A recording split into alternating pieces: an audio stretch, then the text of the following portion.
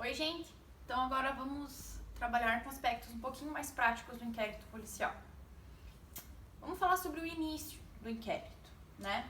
Aspectos um pouco mais formais. Bom, a gente viu que o inquérito policial, ele tem início com a notícia de um fato, a notícia criminis. A gente viu também que a notícia criminis, em estrito sensu, é aquela peça formal, né? Feito por um sujeito, né? Pode ser o próprio ofendido, pode ser um terceiro, sempre dirigido aí a quem irá fazer a investigação. Então, autoridade policial, que vai fazer a investigação, e posso também fazer uma notícia crime ao Ministério Público, tá? Mas, via de regra, a notícia crime será endereçada à autoridade policial, porque eles que irão coletar ali de maneira mais detalhada os elementos de prova, né? Então, há também uma forma de notícia de um fato que ocorre por atividades cotidianas, né? Então, por exemplo, a autoridade policial viu, né, uma ocorrência de um determinado delito, tá vendo ali uma boca de fumo, onde as pessoas estão traficando, né? Esse relato da autoridade policial, evidentemente, caso pode acontecer também uma prisão em flagrante, né? E isso tudo também vai ser um indicativo de um início para o inquérito policial. Então, também será uma notícia de fato, né? Mas aí não naquele estrito sensu.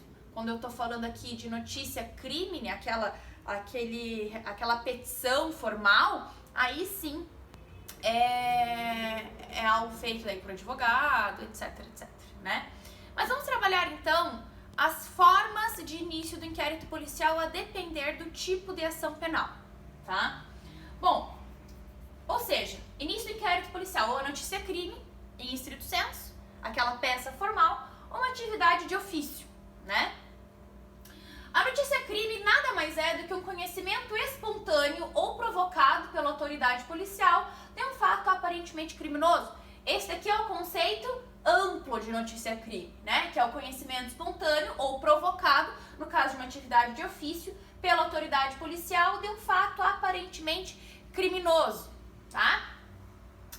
Formalmente, o inquérito policial, após a notícia crime, tá? Ele tem início com a portaria.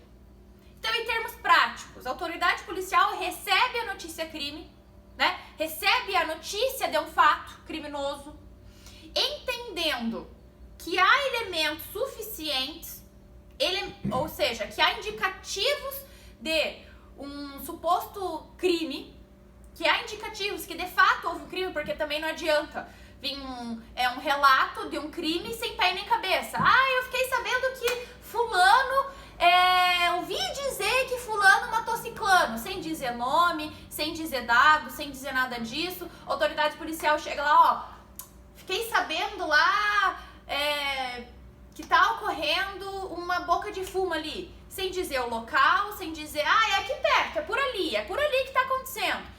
Então, é evidente que para que haja o início do inquérito policial, né, mediante portaria, a autoridade policial ela deve analisar tudo isso que foi obtido pela notícia crime. É necessário que haja um fundamento mínimo para o início do inquérito policial, tá? Não é qualquer notícia de um fato que vai ensejar o início do inquérito policial.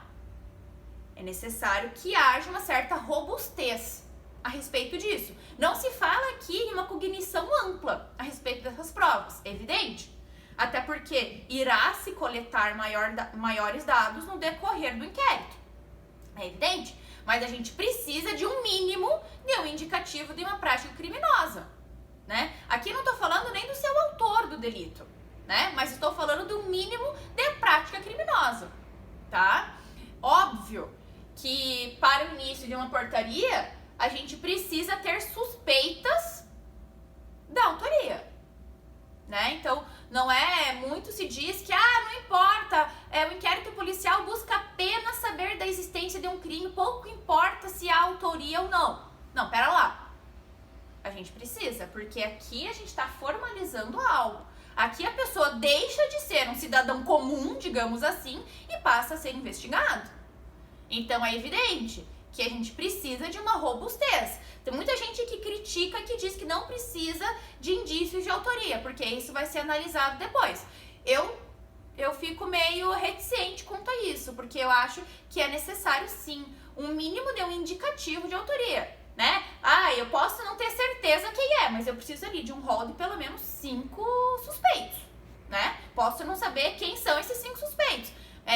Daqueles 5, quem é de fato o principal. Mas eu preciso ali de um rol mínimo. Preciso saber minimamente quem é, tá?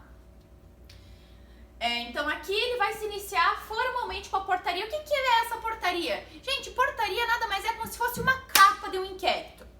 Em termos bem grosseiros é como se fosse isso, né? Mas na portaria a gente vai ter ali como que ficou sabendo daquele delito e vai dizer o tipo de crime ali, investigar suposto estelionato praticado, tá?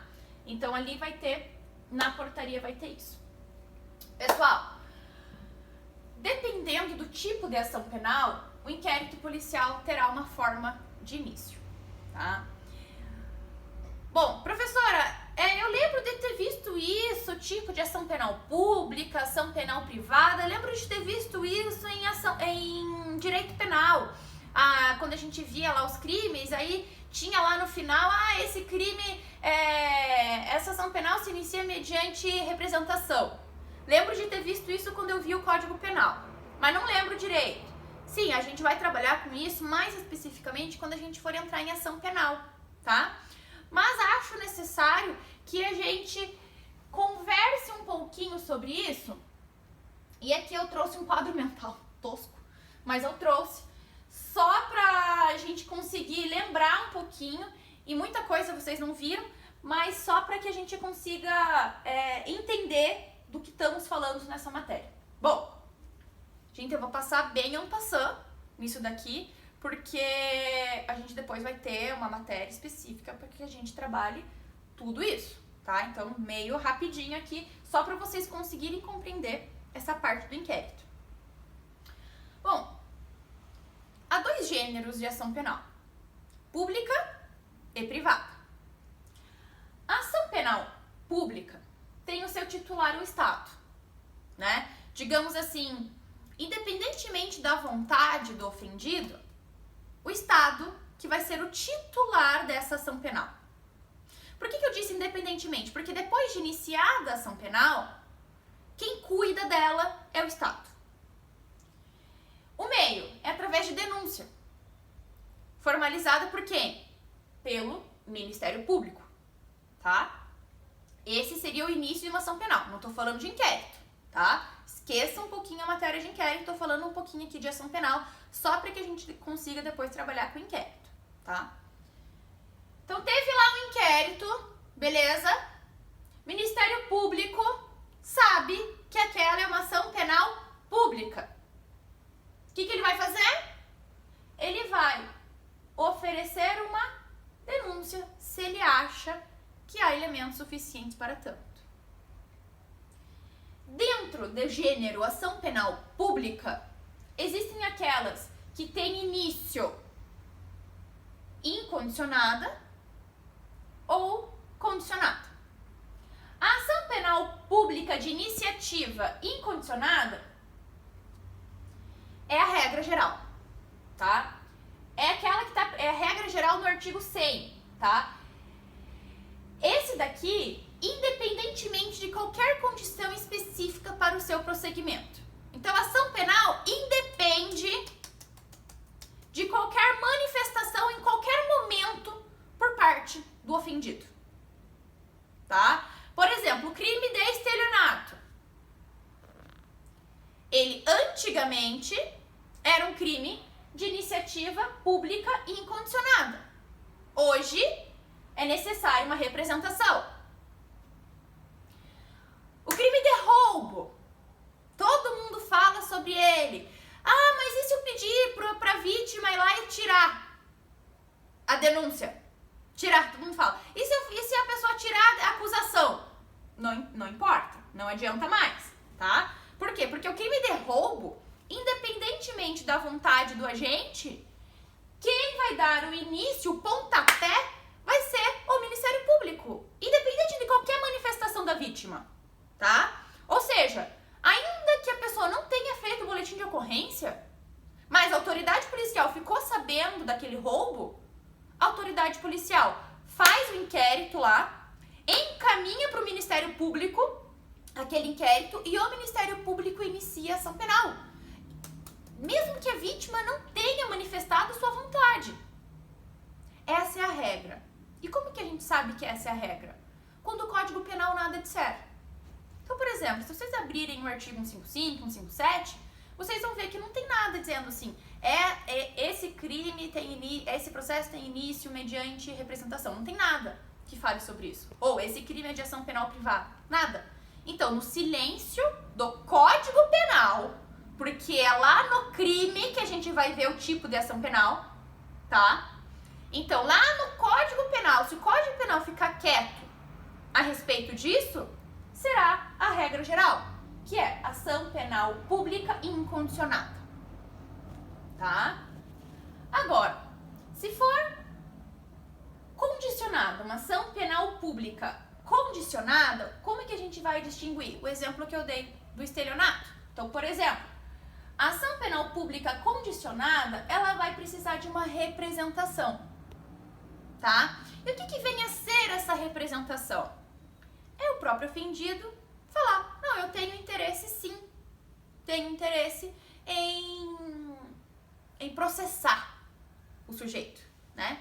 Então, essa representação, ela pode ser feita perante a autoridade policial, né? Então, a autoridade policial faz, a vítima, digamos assim, vai lá na autoridade policial e fala assim, não, eu tenho interesse em representar, né? Senhora, basta o boletim de ocorrência? Não, é necessário que diga, depois do boletim de ocorrência, que diga assim que eu tenho interesse em representar, tá? Senhora, mas eu não sei fazer isso. Fica tranquilo, a autoridade policial vai lhe auxiliar quanto a isso.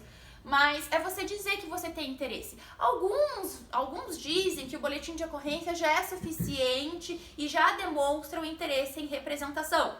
Então, por exemplo, quando a autoridade policial está lá ouvindo o seu relato, quando você faz o boletim de ocorrência, ela lhe pergunta, você tem interesse em fazer uma representação? A pessoa fala, o que é isso? Não, você tem interesse em processar o sujeito, né? Aí você diz lá, não, tem interesse. Então, lá no final do boletim de ocorrência diz, tem interesse em representar, né? Há quem diga que o boletim de ocorrência é insuficiente e que é necessário uma representação formal. O que seria essa representação formal? Seria uma peça, como se fosse a notícia crime, só que especificamente na ação penal condicionada, tá? Então, especificamente na ação penal pública condicionada, existe uma peça chamada representação, que tem os mesmos requisitos, que tem a mesma formalidade do que uma notícia crime, só que ela é específica para ação penal pública condicionada. É igual uma notícia crime, igual, só que é feita na ação penal pública condicionada, tá? Então aqui seria especificamente mediante representação, ou seja, a pessoa manifesta formalmente, expressamente, a sua vontade em processar aquele sujeito, tá? Aí aqui pode ser feito mediante representação do ofendido ou requisição do ministro da Justiça, isso aqui não nos interessa muito, tá? Então, vamos parar aqui. O que a gente precisa saber? Que a ação penal pública sempre será a ação penal não inquérito, mas a ação penal sempre será processada mediante denúncia, feita pelo Ministério Público, tá? 2 exemplos. Crime de roubo. Crime de roubo, eu fui vítima de um crime de roubo, tá? Não fui na delegacia. Não me importei e falei, não importa. Mas a autoridade policial ficou sabendo a respeito daquele roubo. A autoridade policial noticiou lá pro delegado, lá o policial ali de plantão noticiou ao delegado. O delegado lavrou aquele relato, fez uma portaria, iniciou o inquérito policial. Terminou o inquérito policial, ele encaminhou ao Ministério Público. E eu, pouco importa a minha vontade. Posso ter sido intimada ali para prestar depoimento na delegacia, etc. Mas independentemente de eu falar assim, olha, coitadinho, não importa. Independentemente da minha vontade, a autoridade policial fez todo aquele inquérito, encaminhou ao Ministério Público. O Ministério Público não quer saber se eu tenho interesse ou não. Foi lá e deu início à ação penal mediante denúncia. Agora, no caso de uma ação penal pública condicionada, caso agora do estelionato, né? Então, eu fui vítima de estelionato. Eu noticiei esse fato à autoridade policial. E aí tem uma discussão se só o boletim de ocorrência é suficiente ou se é necessário algo mais formal. Vamos supor, então, que eu noticiei esse fato e fiz o boletim de ocorrência. O delegado fala e diz, olha, agora o estelionato é uma ação penal pública condicionada. Necessário que você faça uma representação formal. Vamos imaginar que a gente está indo nessa vertente. Eu faço uma peça, tá? Redijo uma peça ali, faço uma peça formal, endereçada à autoridade policial e falo assim, olha, eu tenho interesse sim em investigar esse fato, porque eu fui vítima, eu quero que ele pague por todos os pecados dele que ele fez na terra. Faço essa representação, encaminho à autoridade policial. A autoridade policial, com essa representação, né, vai começar a investigar tudo que eu disse ali, né? Então ali vai ser importante que eu arrole minha testemunha, que eu diga assim, olha, isso aconteceu em meio virtual, então tá aqui a ata notorial de que eu comprei o produto errado, e não foi, comprei o produto errado e ele se passou de terceira pessoa, faço toda a descrição, pego as provas que eu acho necessárias, né? Até porque é para auxiliar a autoridade policial. A autoridade policial analisa isso tudo, chegou no relatório, chegou a uma conclusão que de fato, né, houve tem indicativos de estelionato. A autoridade policial agora já não importa mais a minha vontade, eu representei, tá? Encaminha ao Ministério Público e o Ministério Público oferece a denúncia e dá início à ação penal, tá? Isso aqui é ação penal pública. Agora, ação penal privada, bem diferente, tá? Na ação penal privada, o titular é o ofendido, a vítima. Vai se iniciar não por denúncia, mas mediante queixa. E quem vai oferecer? O advogado, o defensor público, o defensor dativo, né? E aqui nós temos 3 espécies, a exclusiva, a personalíssima, a subsidiária da pública. Isso aqui não interessa pra gente. O que interessa pra gente? A gente saber que na ação penal privada é o ofendido, o titular, ou seja, a vítima, que é o meu interesse completo, que importa, né? Vai ser mediante uma queixa, então aqui se a ação penal começa mediante denúncia, aqui a ação penal começa mediante queixa-crime, tá? E é o próprio acusado que faz, representado por um advogado, defensoria pública, defensoria dativa, tá? Isso é o que importa pra gente agora. E como que eu sei diferenciar o tipo de ação penal pelo Código Penal? O Código Penal que vai me dizer o tipo de ação penal. Se ele nada falar, é porque é ação penal pública incondicionada, tá? Vamos voltar pro nosso inquérito.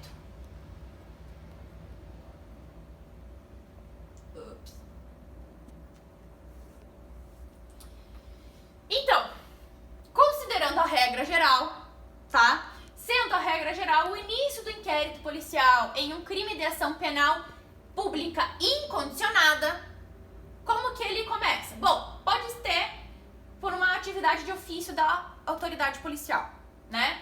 Então, a autoridade policial ficou sabendo a respeito de determinado delito, né? Pode ser por uma questão de um flagrante, pode acontecer porque a autoridade policial viu ali determinado, ainda que não seja em caso de flagrante, mas sabe que determinadas condutas ilícitas estão acontecendo em determinado local, etc, etc. Então, por uma atividade de ofício, né? Pode ser instaurado por ofício pela autoridade policial o inquérito, tá? Sem qualquer boletim de ocorrência anterior, digamos assim, tá? Pode acontecer também por requisição de um órgão jurisdicional ou do Ministério Público. Há muita controvérsia a respeito disso. quanto no que tange ao órgão jurisdicional, né? É o caso, por exemplo, de ministros do STF que pedem a instauração de inquérito policial, em que eles são o órgão julgador e eles pedem a instauração de inquérito policial. Pessoal, isso é bem controverso, né? Veja, se você é o órgão julgador, né? Ainda mais num caso em que, por exemplo, em caso de prerrogativa de função, vamos imaginar, um caso de prerrogativa de função, você sabe que você vai ser o órgão julgador e você pede a instauração do inquérito policial. Se você vai julgar, galera, né? Isso fica mais extremo quando a gente tem esses casos de prerrogativa de função. Agora, caso normal, em que o próprio juiz lá de primeiro piso também continua sendo absurdo, porque você pode ser aquele órgão julgador, né? Então é meio estranho que você de ofício peça a instauração de um inquérito policial que você vai julgar. Ao meu ver, isso é um tanto quanto demonstra a imparcialidade, né? Imparcialidade não, parcialidade, perdão. Então, requisição do órgão jurisdicional, mas pode acontecer, o código permite, tá? Ou do próprio Ministério Público. Então, o Ministério... mas professora, se o Ministério Público, ele mesmo pode fazer o inquérito, mediante PIC, por exemplo, por que ele pediria? Às vezes ele não tem todo o arcabouço de diligências, às vezes ele não tem toda a equipe ali para auxiliar, às vezes é necessário que haja algum auxílio da equipe policial, às vezes é necessário que esteja policiais ali com aquele arcabouço de arma, etc, né? Coisa que às vezes o Ministério Público não possui. Então, em alguns casos, o próprio Ministério Público pode pedir, porque tem a autoridade policial, ela tem, né, digamos, mais elementos, inclusive de segurança, para fazer alguns inquéritos, né? Então, a gente sabe, por exemplo, a Polícia Federal. A Polícia Federal é bem amparada, né? Tem, inclusive, tem certos setores de inteligência da Polícia Federal que, meu Deus, parecem de outro país, né? De tão bem amparados que eles são. Então, às vezes, é necessário, é evidente, e o Ministério Público não tem, às vezes, todo esse aparato para fazer uma investigação sozinho. Então, enfim, o início do inquérito em ação penal pública incondicionada pode começar por requisição do órgão jurisdicional, e aqui a gente cabe algumas críticas no que tange a isso, ou do próprio Ministério Público, tá? Pode acontecer também por requerimento do ofendido ou de seus representantes legais. É o tal do boletim de ocorrência, tá? A gente faz o boletim de ocorrência, beleza? E aí, quando... eu quero fazer um boletim de ocorrência a respeito de que eu fui vítima de um crime de roubo. É isso daqui. Mas, professora, e onde que entra a notícia crime formal? Ela entraria aqui também, tá? Vamos imaginar que você foi vítima de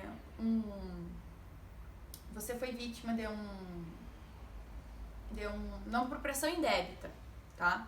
Se eu vim de uma apropriação indébita, por exemplo, teu advogado lá, você contratou teu advogado, o advogado não repassou os valores para você, ele foi lá, pegou todos os alvará, não repassou o valor para você.